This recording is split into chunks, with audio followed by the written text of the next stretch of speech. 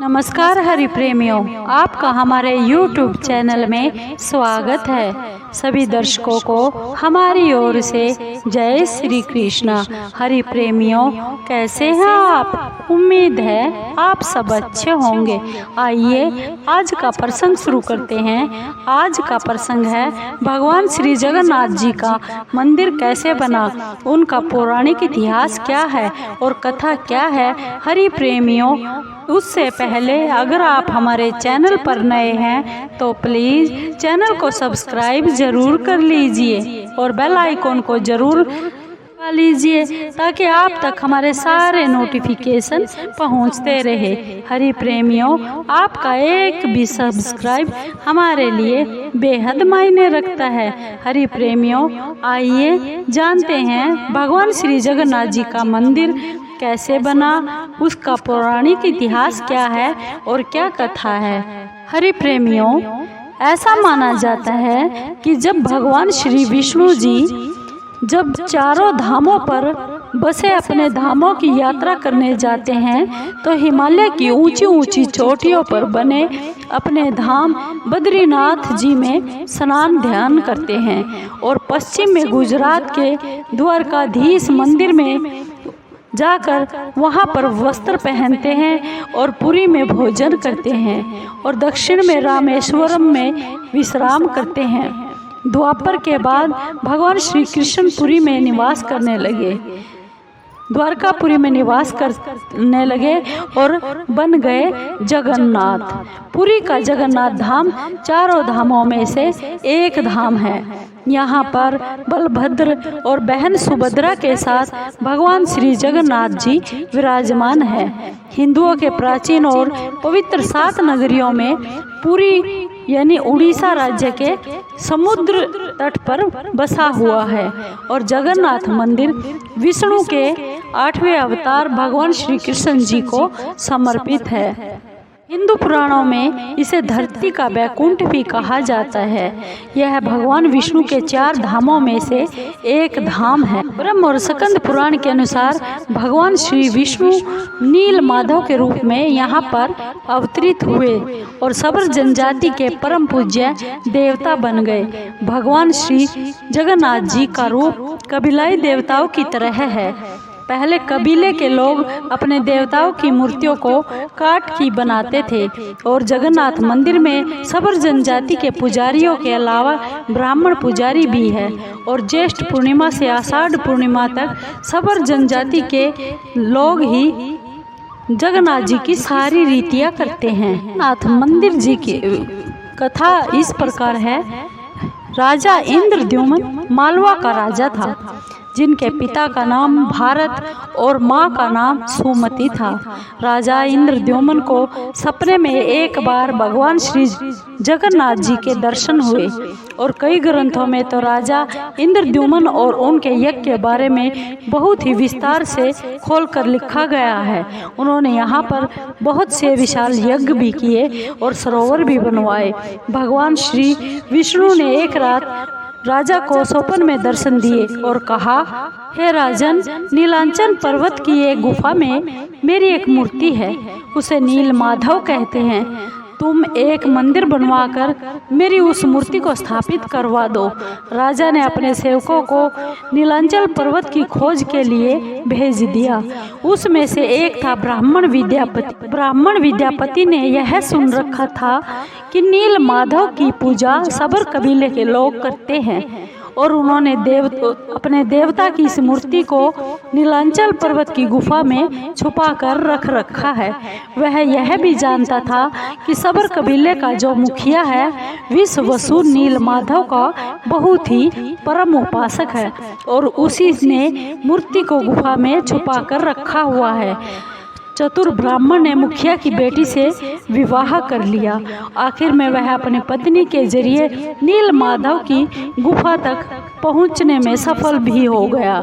उसने वह मूर्ति चुरा ली और राजा को लाकर दे दी। ब्राह्मण का ससुर विश्ववसु अपने आराध्य देव की मूर्ति को चोरी हो जाने के कारण बहुत ही दुखी हो गया। अपने भक्त के दुख से भगवान तो दुखी होने ही थे, भगवान श्री जगन्नाथ जी भी बहुत दुखी हो गए। भगवान गुफा में लौट गए, लेकिन साथ ही राजा इंद्रद्युम्न से वादा भी किया कि वह एक दिन उनके पास जरूर आएंगे, बशर्ते कि वो एक दिन उनके लिए बहुत बड़ा विशाल मंदिर बनवा दे। राजा ने मंदिर तो बनवा दिया।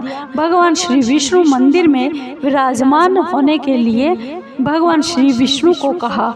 भगवान ने कहा, तुम मेरी मूर्ति बनाने के लिए समुद्र में तैर रहा एक पेड़ का बहुत बड़ा टुकड़ा है, उसे निकाल कर ले आओ, जो द्वारका में से समुद्र में तैर कर पुरी आ रहा है। राजा के सेवकों ने उस पेड़ के टुकड़े को ढूंढ लिया और सब लोगों ने मिलकर उस पेड़ को उठा लाए, लेकिन उठाने नहीं पाए क्योंकि इतना भारी था, वे सब समर्थ नहीं थे। राजा सब समझ गए। उसकी समझ में आ गया कि नीलमाधव सबर कबीले के मुखिया विश्ववसु की सहायता तो जरूर लेनी ही पड़ेगी। सब उस वक्त बहुत ही हैरान थे, आश्चर्यचकित थे जब विश्ववसु भारी भरकम लकड़ी को उठाकर मंदिर परिसर तक ले आए। विष्णु भगवान की मूर्ति को बनाने की बारी आई। राजा के कारीगरों ने लाख कोशिश की, लेकिन कोई भी लकड़ी से एक भी छेनी तक नहीं लगा सका। तब तीनों लोक के कुशल कारीगर भगवान श्री विश्वकर्मा एक बूढ़े व्यक्ति के रूप में वहां पर राजा के पास आए और राजा को बोले, हे नीलमाधव की मूर्ति बना सकते। राजा ने कहा, क्या तुम नीलमाधव की मूर्ति बना सकते हो? लेकिन साथ ही उन्होंने अपनी ये शर्त भी रख दी कि 21 दिन में मूर्ति बनानी है और अकेले में बनाएंगे। बूढ़े रूप में विश्वकर्मा ने उस राजा को कहा कि वह राजा उस भगवान विष्णु की मूर्ति बना सकते हैं, लेकिन 21 दिन में बनाएंगे और कोई भी उसके पास फटकेगा नहीं, उसके पास नहीं आएगा, अकेले में वह मूर्ति को बनाएंगे। राजा ने उसकी शर्त मान ली और लोगों को आरी छेनी हथौड़ी की आवाज़ें तो आती रही, लेकिन राजा की जो रानी थी गुंडीचा अपने आप को नहीं रोक पाई और वह उसके दरवाजे के पास गई और उसे कोई आवाज़ें सुनाई नहीं दी। वह बहुत घबरा गई। उसे लगा बूढ़ा कारीगर जो आया था वह बनाते बनाते मर गया। उसने राजा को इस बात की सूचना दे दी। अंदर से कोई आवाज़ सुनाई नहीं दे रही है, तो राजा को भी ऐसा ही प्रतीत हुआ। सभी शर्तों और सभी चेतावनियों को छोड़कर राजा ने उस कमरे का दरवाजा खोलने का आदेश दे दिया। ऐसे ही वह कमरा खोला गया तो बूढ़ा व्यक्ति वहां से गायब था और उसमें 3 अधूरी मूर्तियां बनी हुई पाई गई। भगवान नीलमाधव और उनके भाई के छोटे छोटे हाथ बने हुए थे, लेकिन उनकी टांगें नहीं बनी थी, जबकि सुभद्रा के हाथ पांव बनाए ही नहीं गए थे।